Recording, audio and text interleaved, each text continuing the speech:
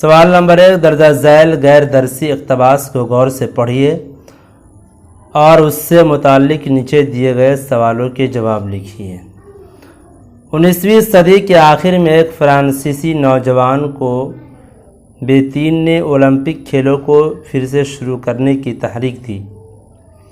اس کا خیال تھا کہ دماغ کے ساتھ جسم کی نشو و نما بھی ضروری ہے۔ وہ خود اولمپیا گیا اور وہاں اس کو خیال آیا کہ کیوں نہ کھیلوں کے مقابلے بین الاقوامی سطح پر شروع کیے جائیں۔ اس نے 1894 عیسوی میں دنیا بھر کے کھیل کود کے نمائندوں کو دعوت دی۔ یہ جلسہ بہت کامیاب ہوا اور سب نے تائید کی کہ اولمپک کھیلوں کو پھر سے شروع کیا جائے۔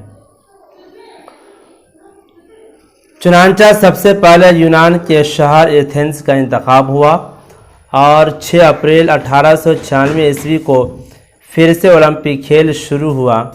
اولمپک کھیلوں کی تاریخ میں بیتین کا نام ہمیشہ زندہ رہے گا۔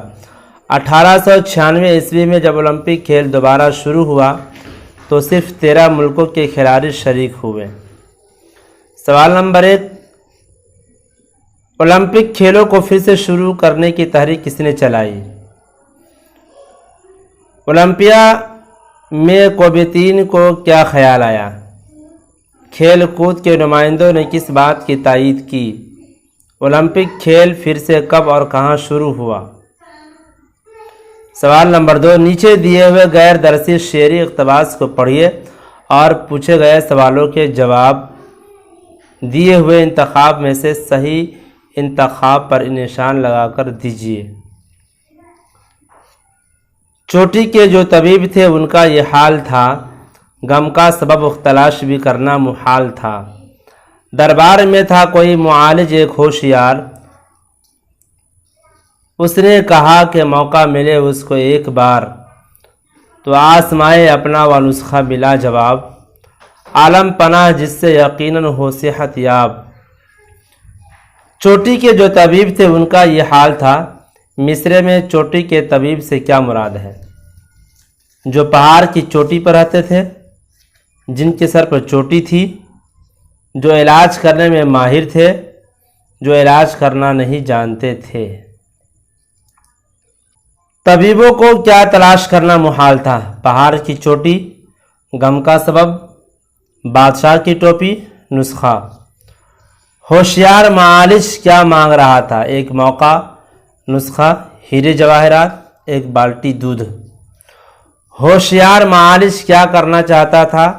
بادشاہ کو بیمار کرنا چاہتا تھا، وزیر بننا چاہتا تھا، اپنا نسخہ آزمانا چاہتا تھا، دودھ حاصل کرنا چاہتا تھا۔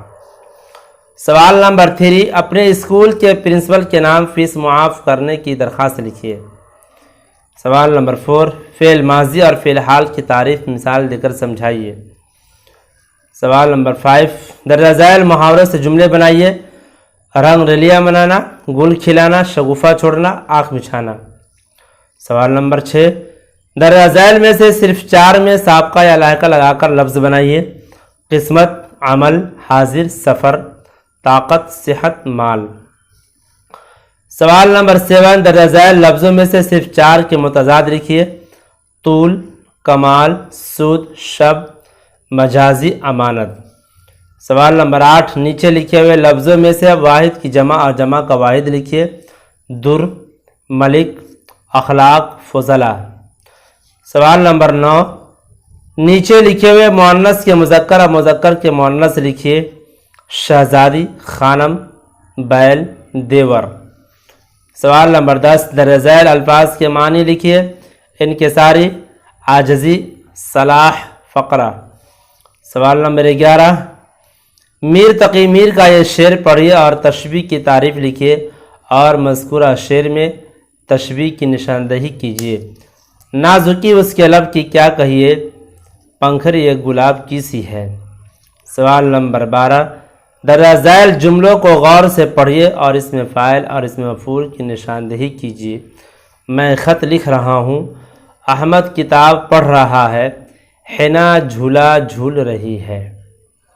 تو آپ اس کو ایگزام کے ویو سے اس ویڈیو کو پورا دیکھیے اور اس کوشچن کو حل کیجئے، ہو سکتا ہے انشاءاللہ آپ کو ایگزام میں بہت مدد ملے۔